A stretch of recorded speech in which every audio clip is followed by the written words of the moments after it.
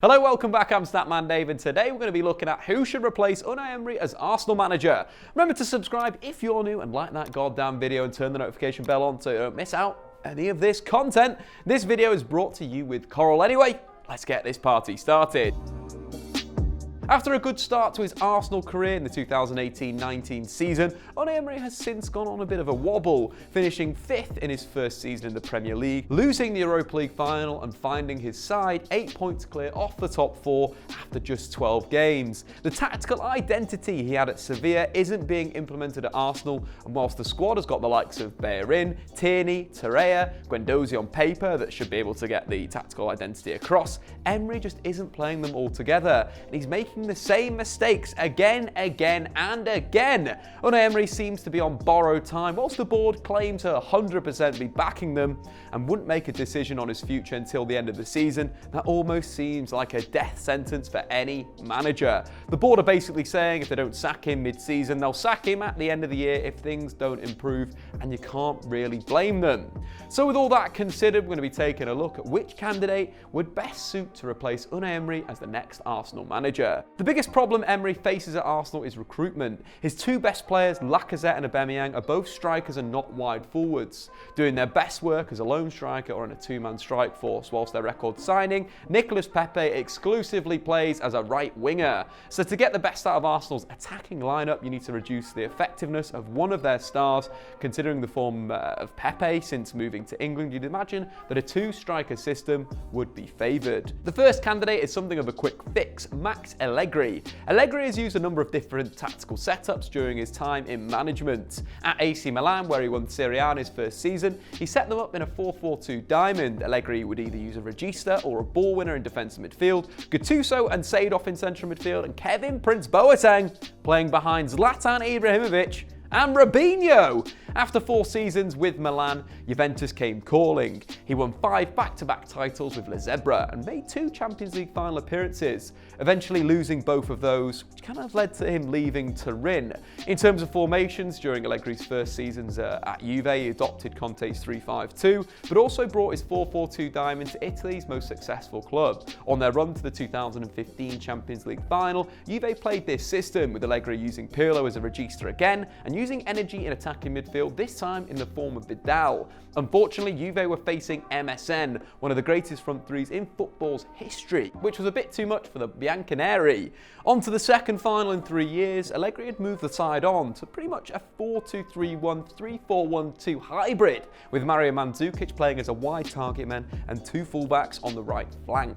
Fascinating tactics. With the ball, the opponents would have to play through a stubborn midfield and then deal with BBC at the back. Then without it, they'd have to deal with Dybala at number 10, Higuain's finishing as a striker, and Mandzukic getting onto the back post, as well as marauding wing-backs, Alexandre on the left-hand side, and then Dani Alves starting in a right midfield position, but becoming an attacking wing-back with the ball. A really multi-pronged team in attack and defence, and this setup could suit Arsenal in an asymmetrical 4-2-3-1. Lacazette playing as the link man, the second striker, Aubameyang through the middle, and Pepe on the right, with Kolasinac as a left winger, giving that defensive balance. Guendouzi and Torreira could make a pretty horrific partnership to play against if given the opportunity. But Allegri's tactical flexibility could see him use a variety of shapes to get immediate success before dipping into the transfer market to build Arsenal in his image. The Italian has the highest win rate of any coach in Juventus' history, so he has the calibre. The next quick fix available to Arsenal is Jose Mourinho. Look away, Arsenal fans, right now.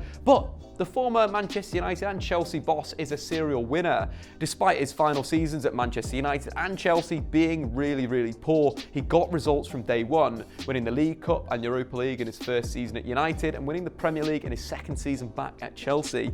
Jose would look to fix Arsenal's biggest weakness from the start, their shaky defence. In his second season at United, Mourinho's side conceded just 28 goals, 6 more than Liverpool conceded last season, and were touted to have one of the best defences in Premier League history. Mourinho knows how to get the best out of defenders, and through either signings, motivation or tactics, that would be ideal for Arsenal. They're likely to set up again in a 4-2-3-1, 2 solid defensive midfielders looking to screen a shaky defence, whilst the team would largely play on the counter-attack.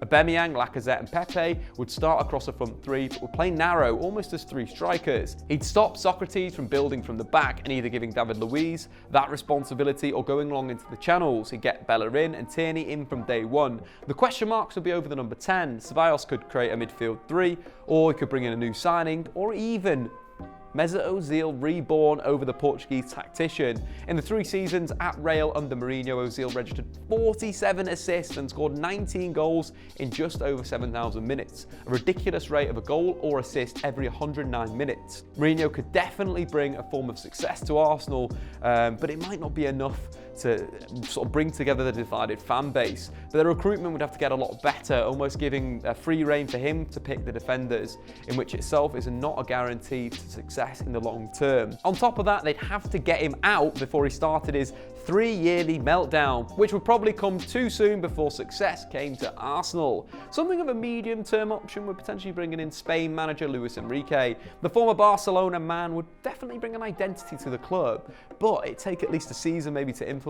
Of all the managers in question, he'd be the one I'd look to get in now, to get a style across before a full pre-season, to get the best position to move Arsenal going forward. Enrique would bring his 4-3-3 to Arsenal, bringing that Barcelona tiki-taka to North London. This worked so well for him at Barca, and it wasn't just Messi, Suarez and Neymar in attack. Of course, they did help, but it's how they defended and covered their forwards without the ball. They defended in a 4-4-2 with Rakitic pulling out wide to allow Messi to stay a little bit higher up the pitch and drawing Neymar in to defend. You'd imagine the same would be for Arsenal. Instead of covering Aubameyang on the left, it's likely to pull Pepe into that 4-man midfield. This would not only get the best out of Aubameyang, but it'd allow Pepe to make the most of his dribbling on the counter-attack. The big question would be who covers Aubameyang. Enrique likes technical but tenacious midfielders, so the left centre mid, as the midfield shifts over, could be Dani Ceballos this season, or maybe a new signing. A really top signing for Enrique and Arsenal would potentially bring in Ivan Rakitic to do the job, as he did for Barcelona, bringing the defensive cover and technical ability. Enrique's flowing tiki-taka, I think, is most similar to what Wenger implemented, but the question is, would the Arsenal fans give him time? If they did, I think Arsenal could likely challenge for the league in a couple of seasons, when Guardiola and Klopp have left the Premier League, and again it becomes winnable. If Arsenal are really in for the long haul though, ex-players Mikel Arteta and Freddie Ljungberg are the 2 most likely, I think, to get the job, but I don't think you can give a job this big to someone who's never managed a team before. Solskjaer and Lampard both had experience before getting their big breaks. Whilst Lampard is doing really well, he got a bit of a free hit in that he couldn't make any signings and he had to give the kids a chance to play. 2 factors that buy managers time and credit.